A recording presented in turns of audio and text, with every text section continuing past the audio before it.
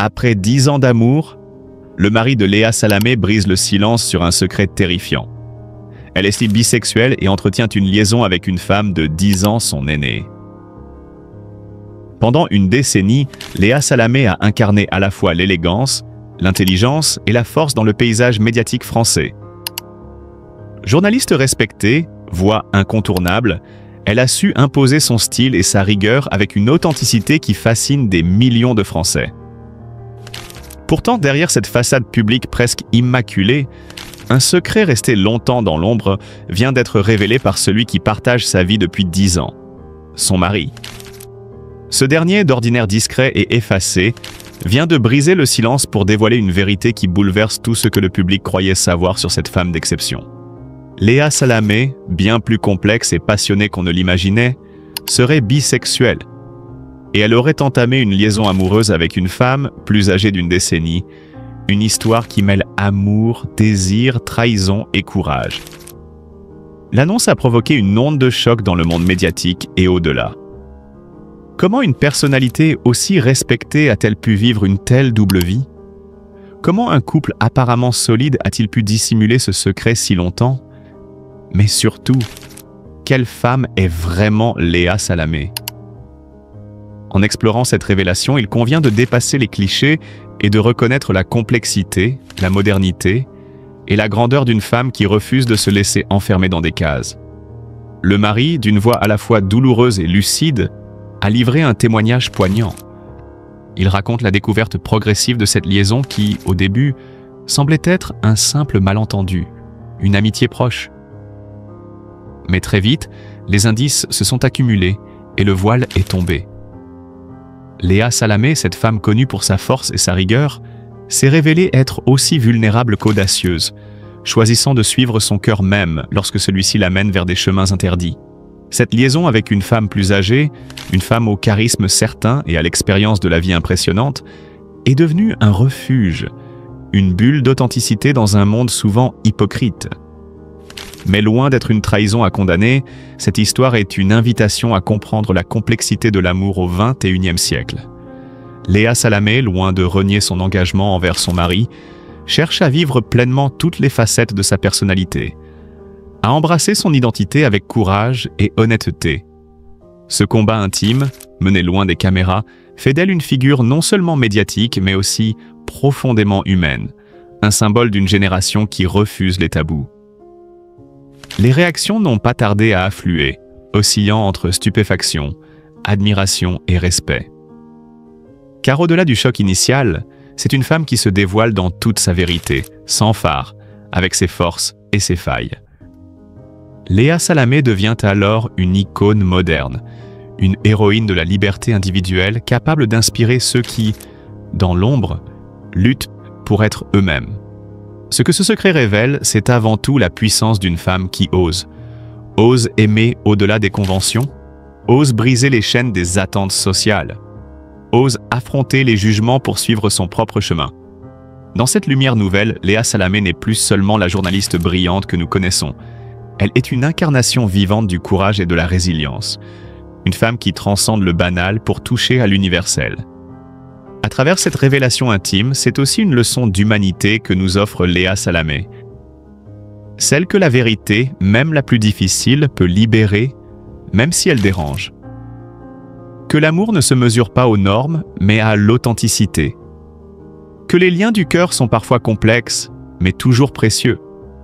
Et que, dans un monde en quête de modèles, la grandeur se trouve souvent dans la capacité à s'accepter soi-même, envers et contre tout. L'histoire de Léa Salamé, telle qu'elle est aujourd'hui dévoilée, est un récit d'amour, de passion et de vérité. Un récit qui appelle au respect, à la compréhension et à l'admiration. Car elle nous montre qu'au-delà des apparences, chaque être humain est une histoire à découvrir, une énigme à respecter, et que parfois la lumière naît de l'ombre des secrets les plus enfouis. Alors que la France entière suit désormais cette histoire avec un mélange d'émotions, une chose est certaine.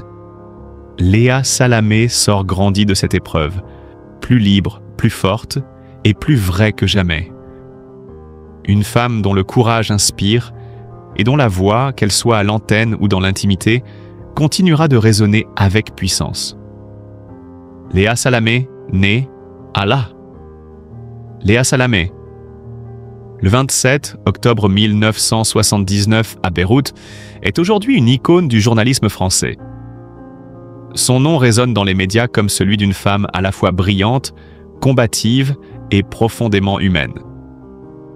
Mais derrière cette figure publique, admirée pour son intelligence et sa présence à l'écran, se cache une histoire intime faite de douleurs secrètes, de luttes intérieures et d'un long chemin vers la réussite. Issue d'une famille aux racines solides et complexes, Léa est la fille de Ghassan Salamé, ancien ministre libanais de la Culture et conseiller spécial du secrétaire général des Nations Unies, Kofi Annan. Sa mère, Marie Bogossian, est d'origine arménienne. Cette double ascendance arabe et arménienne lui confère une richesse culturelle exceptionnelle, mais aussi un poids identitaire qui ne sera jamais simple à porter. Dès son plus jeune âge, Léa est plongée dans un univers où politique, culture et histoire se mêlent intimement. Pourtant, cette enfance, aussi brillante soit-elle sur le papier, est profondément marquée par le chaos qui déchire son pays natal. À seulement 5 ans, la guerre civile éclate au Liban et la vie de Léa bascule. Sa famille, craignant pour sa sécurité, est contrainte de fuir Beyrouth, emportant avec elle souvenirs, repères et sécurité. Arrivée à Paris, cet enfant du Moyen-Orient se retrouve confronté à une réalité totalement nouvelle. Dans une France où l'altérité est parfois difficile à accepter, Léa doit apprendre à se construire, à s'affirmer, tout en jonglant avec ses multiples identités, arabe, arménienne, chrétienne. Elle a confié dans plusieurs interviews combien cette période a été marquée par un sentiment profond d'isolement et d'incompréhension. « Où est ma place ?» se demandait-elle souvent. Ce questionnement identitaire, ce tiraillement intérieur, deviendra une thématique récurrente tout au long de sa vie. Mais les épreuves ne s'arrêteraient pas là. En 2001, alors qu'elle est étudiante à l'Université de New York, Léa fait face à une autre tragédie majeure. Les attentats du 11 septembre. Logeant à quelques pas du World Trade Center, elle est directement témoin de l'horreur. Ce jour-là, la jeune femme vit des moments d'effroi indescriptibles. Fumée épaisse, cris désespérés, sirènes hurlantes et, surtout, l'effondrement terrible des tours jumelles. Bien que grièvement secouée, Léa échappe miraculeusement à des blessures graves. Pourtant, les séquelles psychologiques sont profondes. Pendant des mois, elle est hantée par des cauchemars récurrents et une peur persistante qui la submerge à chaque alerte.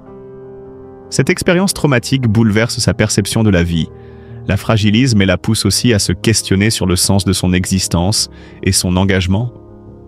C'est cette quête de sens qui l'amène naturellement vers le journalisme politique. Animée par un désir ardent de comprendre les conflits et d'éclairer la complexité du monde, Léa s'impose rapidement comme une voix forte et indépendante dans les médias français. Mais sa route est loin d'être facile. En tant que femme d'origine libanaise évoluant dans un univers médiatique majoritairement masculin et souvent empreint de préjugés, elle doit lutter contre les stéréotypes, les discriminations voilées et les regards sceptiques. Chaque succès est un combat, chaque reconnaissance une victoire arrachée à la force du poignet. Malgré cette carrière brillante, Léa reste profondément marquée par ses blessures personnelles. Derrière le sourire assuré et la répartie brillante, elle porte en elle une tristesse sourde, un poids invisible que peu connaissent vraiment. Cette mélancolie, loin de la paralyser, nourrit cependant sa force, sa résilience et sa capacité à toucher ses interlocuteurs avec une authenticité rare. Elle avoue parfois combien il est difficile de concilier cette image publique forte avec la fragilité intérieure.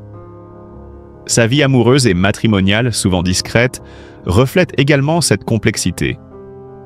Léa, qui sait combien l'équilibre est fragile, a traversé des épreuves intimes qui ont laissé des traces. Ses relations, souvent mises à rude épreuve par les exigences de sa carrière et ses blessures du passé, témoigne d'une quête constante d'harmonie et de compréhension. Son parcours sentimental est aussi celui d'une femme en quête d'elle-même, qui apprend à conjuguer ses passions, ses ambitions et ses vulnérabilités. Aujourd'hui, à 45 ans, Léa Salamé incarne plus que jamais cette femme plurielle, brillante, sensible, forte et vulnérable. Elle partage avec une rare sincérité les moments de doute, les cicatrices du passé et les défis du présent. Son histoire est celle d'une résilience hors du commun, d'une quête identitaire incessante et d'un engagement profond pour donner du sens à son travail et à sa vie.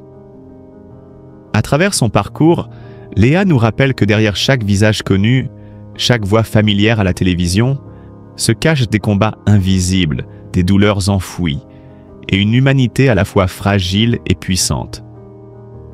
Ce mélange de lumière et d'ombre fait d'elle une figure captivante, inspirante et profondément humaine, capable de toucher le cœur de millions de téléspectateurs. Léa Salamé. Derrière ce nom, une femme au parcours hors du commun, une journaliste passionnée, une personnalité au caractère bien trempé. Mais son chemin n'a pas toujours été pavé de roses. Dès ses débuts, Léa s'est heurtée à un monde médiatique, exigeant, parfois cruel. Elle redoutait que son apparence, loin du stéréotype de la blonde aux yeux bleus, si répandue à la télévision, ne lui rende pas la tâche facile. Dans un univers où l'image compte autant que les mots, cette différence lui a souvent semblé un obstacle invisible, mais bien réel. Les critiques ont rapidement suivi ses premiers pas. Certaines semblaient injustes, d'autres virulentes. En 2016, une interview avec le président François Hollande a marqué un tournant. Face à une situation qu'elle jugeait absurde, elle s'était écriée « C'est une plaisanterie ». Une phrase devenue emblématique mais qui lui valut une vague de reproches. Ce fut une épreuve, un moment de doute profond. Léa se demanda si sa place dans ce monde politique et médiatique était légitime. Était-elle trop agressive? Manquait-elle de la douceur attendue d'une femme à l'écran? Elle ressentait ce poids du jugement bien plus lourd que celui supporté par ses collègues masculins. Ses critiques, parfois dissimulées sous des remarques sur son manque de sophistication ou son ton trop incisif, creusaient un fossé invisible entre elle et les autres. Derrière la caméra, loin des projecteurs, Léa vivait ses attaques en silence. Dans son bureau, quand la lumière s'éteignait et que le calme revenait, elle lisait ses commentaires cinglants sur les réseaux sociaux. Parfois, les larmes coulaient, mais jamais elle ne laissait transparaître cette vulnérabilité devant le public. Cette force à cacher la douleur est devenue une part intégrante de son histoire, de son identité. Et paradoxalement, c'est cette douleur qui la poussait à se surpasser, à travailler sans relâche pour prouver non seulement aux autres, mais aussi à elle-même qu'elle avait sa place.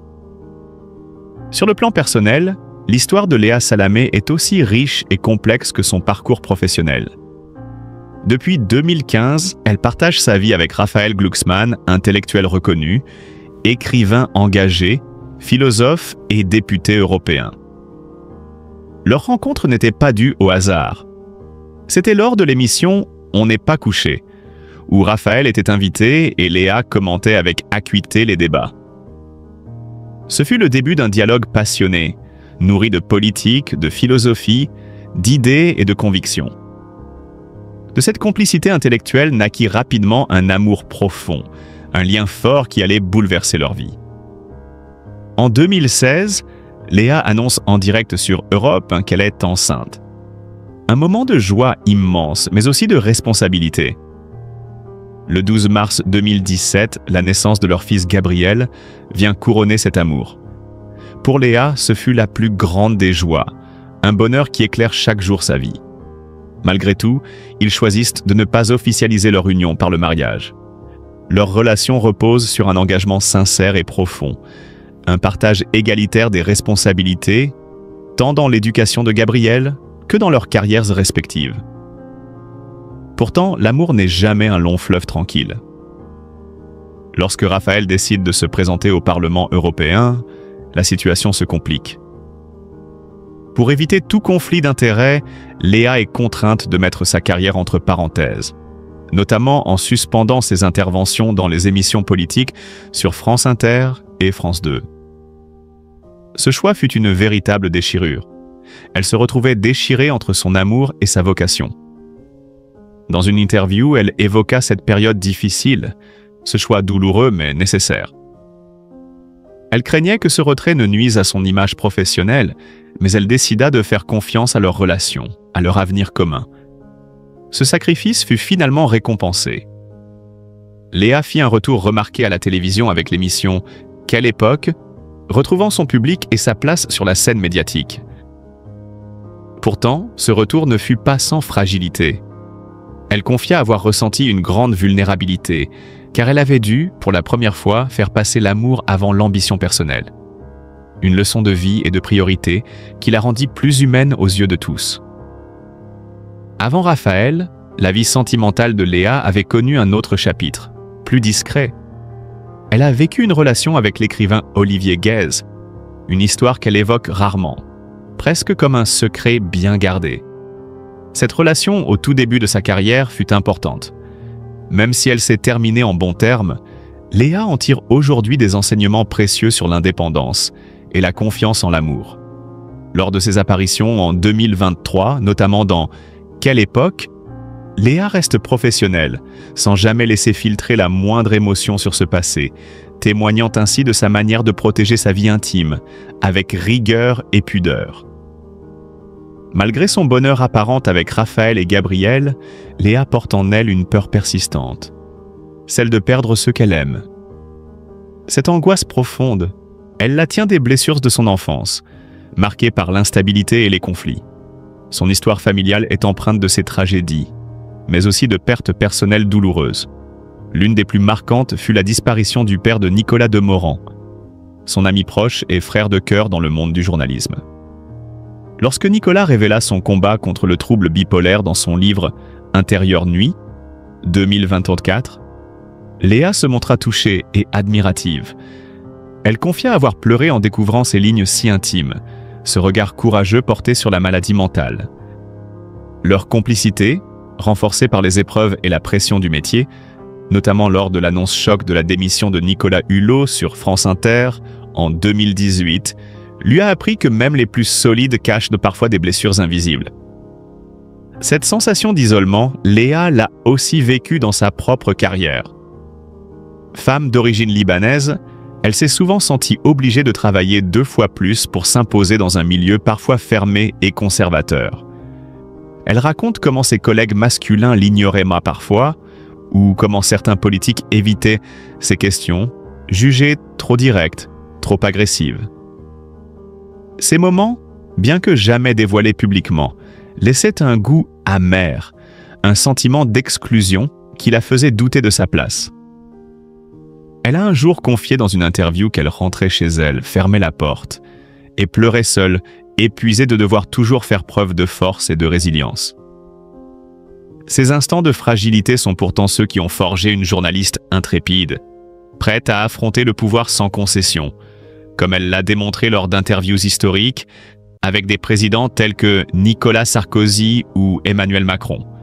Aujourd'hui, à 45 ans, Léa Salamé regarde son parcours avec une fierté sincère, mêlée d'une douce mélancolie.